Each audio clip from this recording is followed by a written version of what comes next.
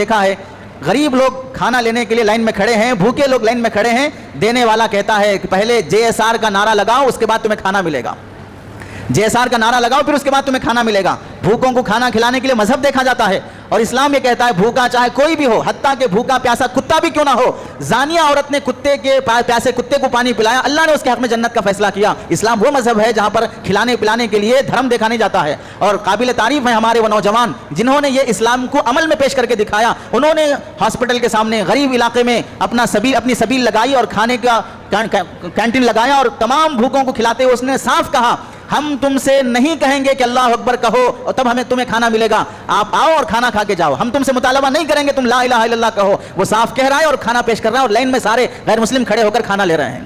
اب بتاؤ کون سا مذہب زیادہ انسانیت پسند ہے؟ جہاں بھوکے کو کھلانے کے لیے JSR کا نعرہ لگایا جائے وہاں بھوکے کو کھانا ملے گا, اور جہاں پر مسلمان کھڑے ہو کر تمام بھوکوں سے بلا تفریق مذہب